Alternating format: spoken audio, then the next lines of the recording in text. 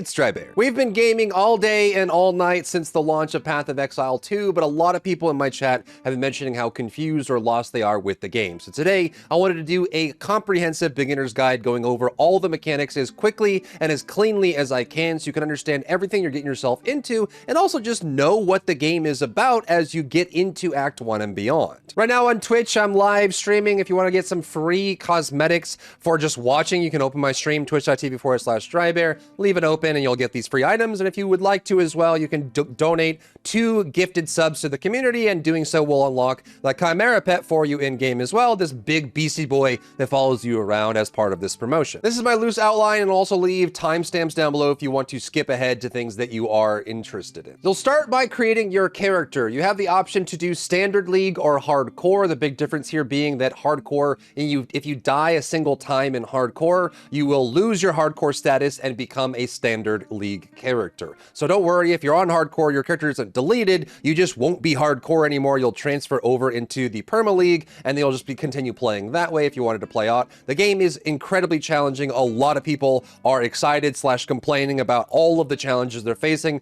I love it personally, but it will challenge you in a lot of ways. Next, you'll choose a starting class between the 6 that are listed here. The skills in the game are available to all characters. The support gems and builds are all available to all characters, but there are 3 main areas that you will be locked into that cannot change between characters. So let's go over what those are. The first one is looks. All of the characters are gender locked and they are individual people, like they are actually people that exist in the universe. So you won't be able to swap genders or change their appearance. It is a fixed appearance for each character. So if you wanted to have a specific look, that will be the first thing that's locked for your character. The next thing that's locked is the starting point for your class on this big talent tree. And I know a lot of people that are new to the game are a little bit daunted by this, but I would encourage you to just explore it, try some things out, and find out what's going on. But you see this center point, the class that you choose will dictate your starting position as you come out of this central point.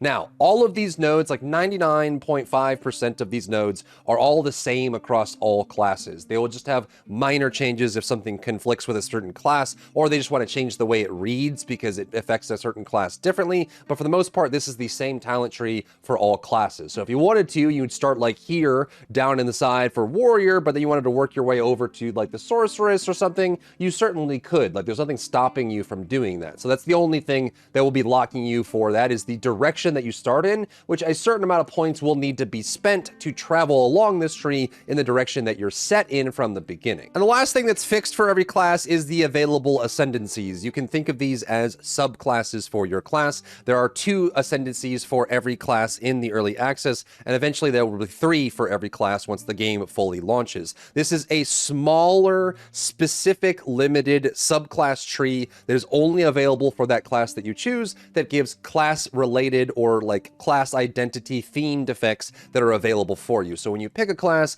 in early access, you will have 2 ascendancies that you will choose later on in the campaign, and it will give you a couple points to play around with some effects that might drastically change how your character plays, but those are limited to each class individually. Next, let's talk about creating your build and how the skill system works in the game, because there's a lot of freedom with this, but again, it is something that might be kind of daunting at first. So the way the game works, you'll normally start out with like just a regular attack, and you'll have empty skill slots. On PC, you can bring skill screen up with G. I'm not sure what it is on console, but you'll be able to bring the skill screen up here. All of these listed on the left side are skill gems. So if I take this out, it is an item that I can put in. When you're traveling through the world and opening chests and fighting bosses, you will find uncut skill gems. You'll see them laying on the ground. You'll be able to click on these and turn this uncut skill gem into any skill that you want in the game that's available to you. You can pick anything from that level. The skill gems will have levels required of them, so you kind of pick through those and unlock them, but you'll be able to choose those as you go along. When you loot an uncut skill gem, it'll look like this, and they will have a level on it, so you can see how this item has a 2 on it. This means it is a gem level 2. So when you have this that you loot from the ground or get from a boss or a quest, you'll be able to cut it. So you can activate the item to bring up the gem cutting screen. You'll notice on the left side of the screen, there are all the weapons in the game. So you can actually click through these to see where the skills come from. all of the skills in the game are related to a specific weapon. So you'll be able to pick through these based on the weapon that you have. And if you want to, you can also hit all gems to see them all in one big inventory. And what's great is based on the weapon you currently have equipped, it will change which of these are lit up. So you can actually see which ones based on the weapon I'm holding I can actually use based on the 2 weapons I have in my inventory. So I can see, okay, I can use these, but I don't have the correct weapon equipped to currently be able to use these if you want to. Now, there is an option for just kind of picking these from your own class, and I recommend if you're starting out, just pick the weapon that the class is good at, and then just play from the skills that are listed there. The next thing you need to know is that the level is listed on these as well. So you notice that the level is listed. You can use an uncut skill gem. If the gem level is higher than the one you currently have, you can actually click on it and level it up. So you can see these 2 skills are level 1 for me. I can click this and I can click engrave or level up, and I can cause these to be higher level than they were before, which gives me that option. Once you've cut the gem, that's when it turns into one of these. So then once it's cut, it turns into the skill itself, and all you have to do is take the skill gem, put it in one of your skill slots, and then you can just put it into your skill list here in the bottom right. You can do that by either dragging the ability itself to your bar to drop it off there, or you can click on this and choose from the list of available options that you have. And once you have that equipped, then you've got yourself a skill. Now, skill gems are not the only kind of gem that you're going to be getting. You will be getting several other types of gems. The first one is going to be support gems, and these will be modifiers for existing skills. So let's go out to the very starter zone so we can avoid spoilers for people that care about that sort of thing. We're just going to go to the starter zone and show what's going on here in a very clear sense. So let's take something that's very straightforward, like this explosive grenade that I have here. Let's take off the support gem, and then let's shoot the explosive grenade. So I shoot the grenade, it explodes. Now, you have a large list of support gems to choose from. It will recommend you some, and you can turn that on and off to get a bigger list. You can, if you want to, click all support gems, look at the whole list and switch over, or you can just pick from the ones it recommends, but there's a large list of them and they all do different things. So what you want to do is, if you're confused, you can just hover over this. It will, when you hover over a support gem, it'll show you which of your current skills are affected by that. Sometimes they just won't interact at all and you'll need to be aware of that, but some things will just be really cool. So let's take this one, for example, the support gem Scatter Shot. You'll notice that the middle item says supported skills fire 2 additional projectiles. So normally if I shoot the grenade and it goes like this, if I apply the scatter shot to my ability and I fire, it shoots 3 instead. So that's what you're looking for. You can do all kinds of things. You can add elemental damage, you can remove duration, add duration to buffs, add stacks, get lifesteal, change the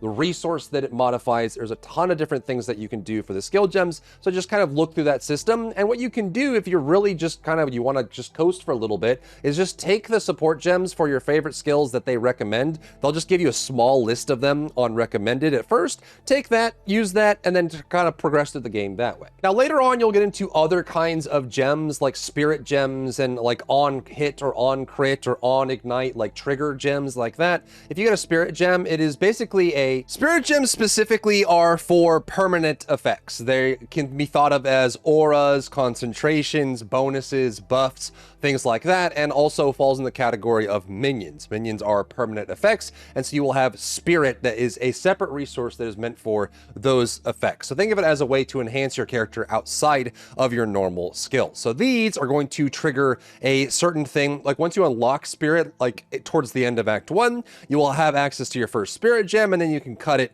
and pick a spirit option for you. Now, if we zoom in on our mana bar here at the bottom right, you'll notice that we have a certain amount of spirit. You can increase this through gear, through passive skill tree, through various other effects, or equipping a scepter is a big way to do that as well. You'll notice that you have this amount of spirit. If you want to activate a spirit ability, it will cost a certain amount of spirit, which reserves it. So look at my spirit bar right now. Say I activate my spirit ability, which costs 30 spirit. I now have no spirit left, but that effect is now permanently active. Now, if you're doing minions, you'll be distributing the amount of minions that you have or spawning or summoning them if you have different effects that way. The most common way to activate this is to go to it on this here. I'm not sure how it works on console, but for this on PC, you'll go to the aura and you just right click it. You'll see the circle on it. Now it's active and the spirit is consumed. So the next thing that I know you're thinking right now is, how do I know what affects what? What are all the different combinations? How do I know how things work? So let me make it super simple for you you, so it's easy for at least to get started before you start getting into the late game builds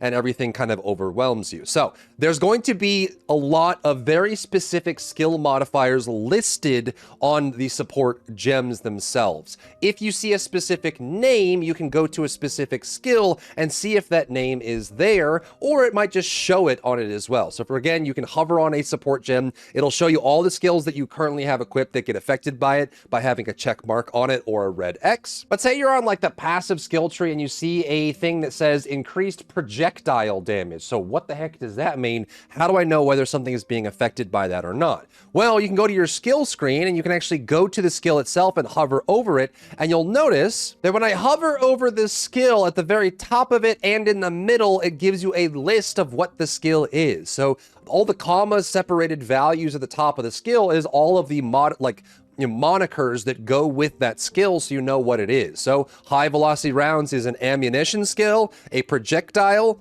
physical, and payoff. So if we get a passive that increases projectile damage, it will apply to high velocity rounds because you see the projectile there in the list. You'll also see it in the middle of the screen as well under those tabs. It says high velocity rounds, ammunition, projectile. It shows you what those are so you can actually see what's happening, and it gives you the amount of damage versus targets that you're shooting at as well. But if you ever get confused, these are the things you're going to be looking for. And it doesn't stop at just types of things, right? Like projectiles versus melee attack. There's gonna be some other things too. Like say you have a gas grenade that you want to detonate, and it'll say that you can detonate it, and you're wondering what detonates it. And you might have things like fire, shot, or something like that. You would think that fire would detonate it. In some cases, it doesn't. It says on the skill that it will be detonated by a detonator skill. And so you want to look through your skill list to see, oh, look at that. Explosive grenade has the word detonator on it, which means that if I were to shoot a gas grenade and then an explosive grenade into it,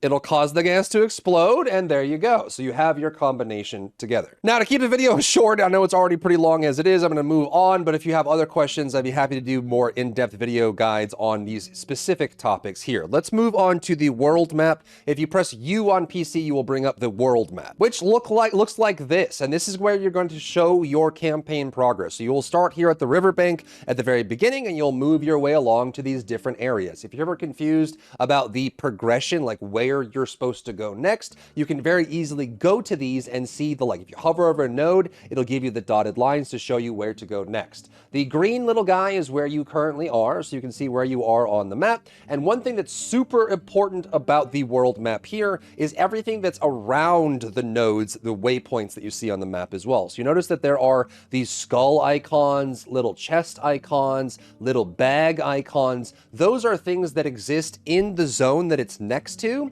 And if any of them ever have a little plus sign on them, you see that this skull icon has a plus next to it. This little plus means that you're able to get a permanent unlock for your account. So I highly recommend, as you're moving through the campaign, to go around and collect all the plus signs in that zone area to make sure that you're good to go. Skulls are boss fights. There are certain items that might be from a quest or something like that. But once you get to that area, I would recommend not moving on until you complete the plus sign extra, because you will be needing all these bonuses and buffs as you move on later into the game. The next thing that's super important is if you ever see one of these quest markers, this is the quest icon in Path of Exile 2, that means that you currently have a quest that you need to complete in that area. So that you want to just pay attention to those. So if you ever get confused, you can press U to open your map, or J for your quests on PC, and you can bring it up and say, okay, here's where all the quests are. Let me go complete those and get those done, and then you can move through the story that way. Now, when you're playing, you will inevitably die, have to go back to town, respawn at checkpoint, and start over again. So let's talk about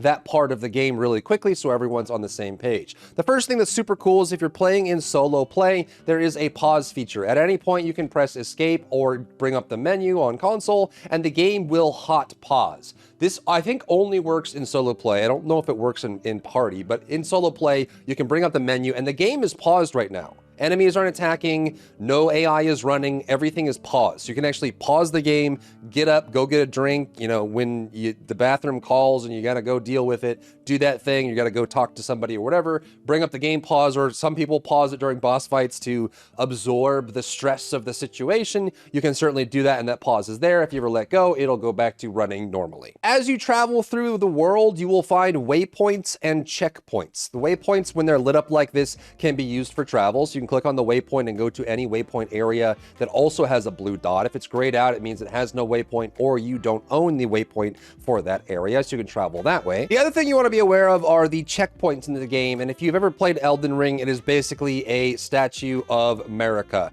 It basically is a way for you to respawn in that nearby area, and all you have to do is if you look on the map, again, this is the very first zone we just spawned, this is not further into the game, no spoilers, you'll see the word checkpoint on your map, and all you have to do, just like the waypoints, is just walk in range of them. So you walk in range of a checkpoint, it lights up. It will actually refill your flasks. So your flasks charges for healing will be reset. And then when you die, you can respawn at this thing just like a checkpoint that you can just go back to. Generally, if you see a checkpoint, it's either right before a boss or a world boss or some kind of encounter, though not always. So when you see a checkpoint, just make sure you walk close enough to it to trigger it. And also just keep in mind, like, this is a great time to change flasks as well. So if you wanted to swap the flask out, which empties it, and then walk up to the checkpoint and it will refill all your flask charges, that is an option for you. Now let's talk about gear and how to get your equipment set up and everything that you need to know about that. This is a pretty big topic. I'm gonna try my best to be as, very basic and straightforward about it so we can get through this as well.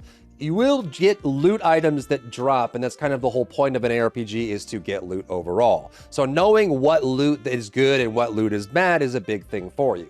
The first thing you need to know about if you're new to ARPGs in general is that you will have to identify items that might be unlinked. You cannot equip them if they're not identified yet, so it'll be locked away. There's several ways that you can identify these, the most common of which is using Scrolls of Wisdom, which is a consumable item you can either find on the ground or buy from one of the vendors in town. And when you click on this, you can just click on the helm and it'll reveal the stats on it. Some items have requirements, like a level requirement or a stat requirement. If you don't meet this requirement, it won't let you equip the item. And if you're really in a pinch for your identification scrolls, there are some NPCs like this guy, which I will say nothing about over that, has the option to identify. When you click this, he will identify all items in your inventory just to show you that that's there. Now, you're gonna get all kinds of things that you're gonna want to try out with different items. There will be differences in quality. So you'll notice that this item here from this vendor has regular, like 0% quality, but this item over here has 13% quality, which will make it better.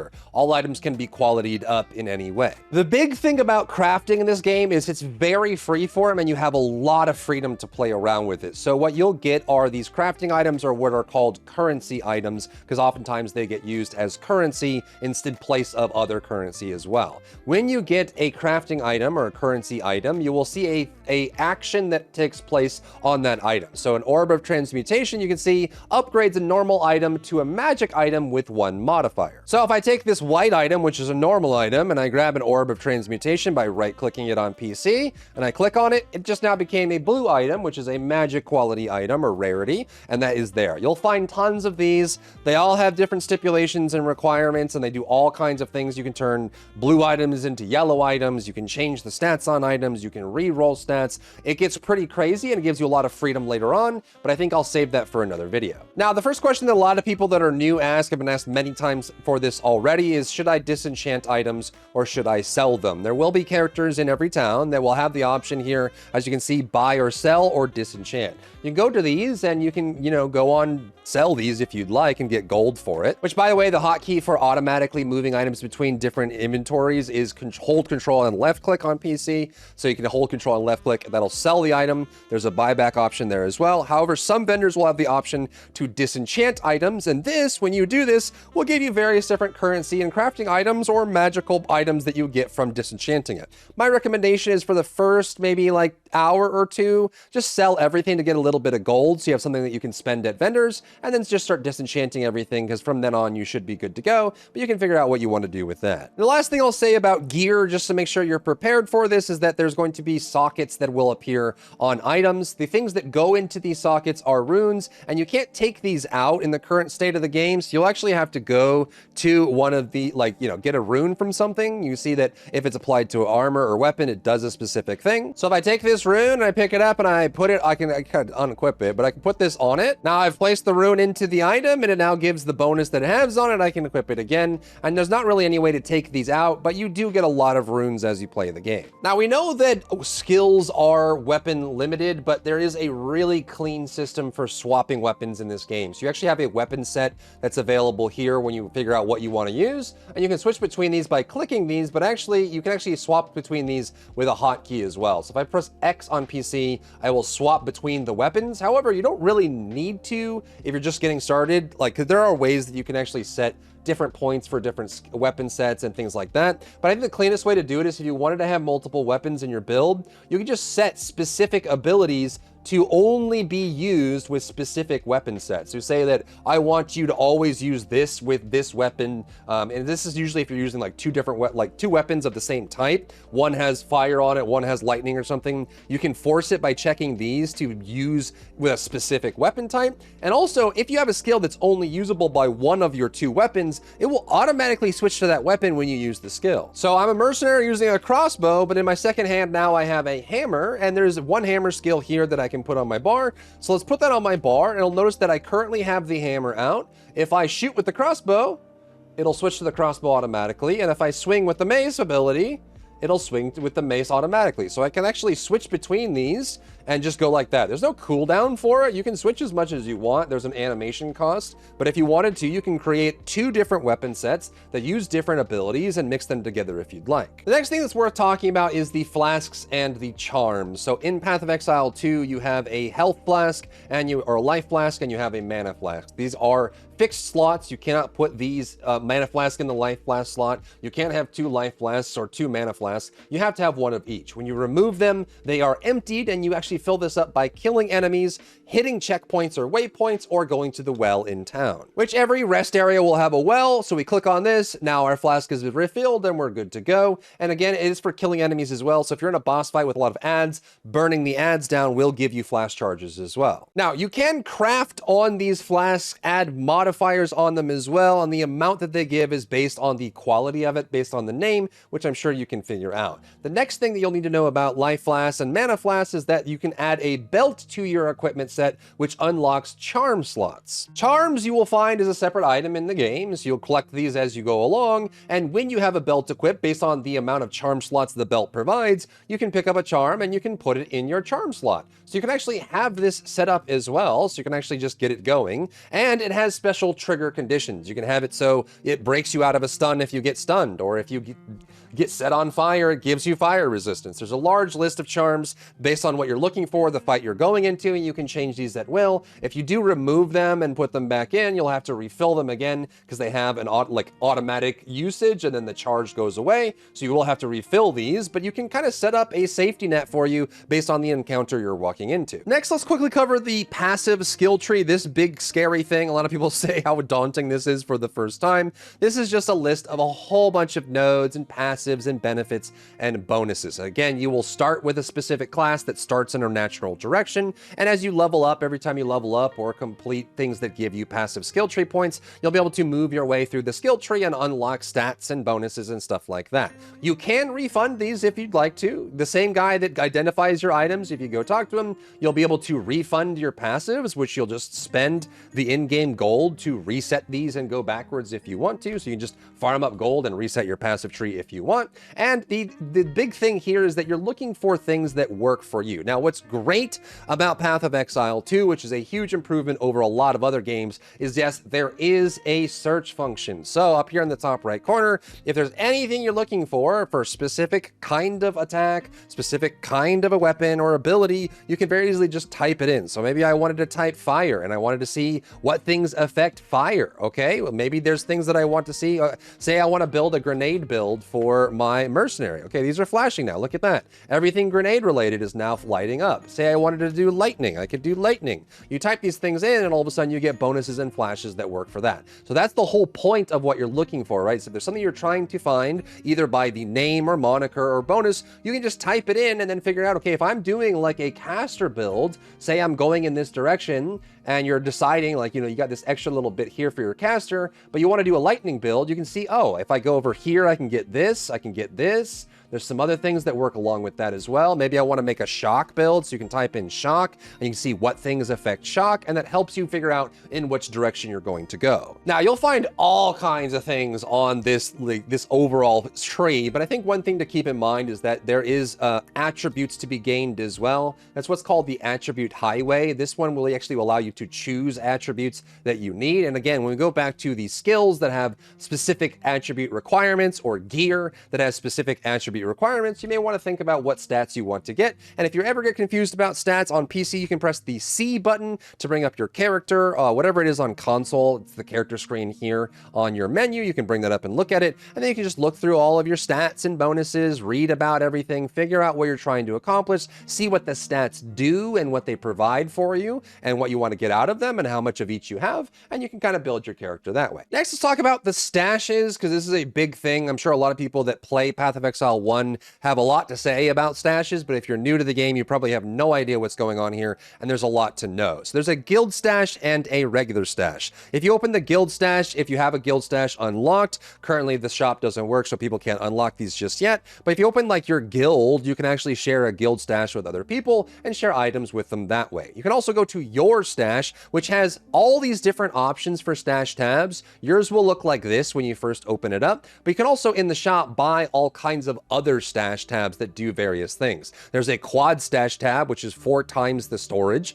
You can see that there's 4 cells for every single box on the quad stash tab, just extra storage. There are currency specific ones that hold on to currency. There are ones for flasks, ones for gems, ones for specific activities and stuff like that. And you can find all those in the store if you want to buy these and share them. If you're wondering, my recommendation for people, if they just want to buy a couple stash tabs, I would say that you want to get at least 1 currency tab and 1 quad stash tab, because it's worth the money for the storage, and that kind of sets you in there. There used to be like map tabs, which aren't super relevant here for Path of Exile 2, and you could probably even get maybe even like gem tabs or something, but I would say currency and 1 quad is probably all most players need when starting out.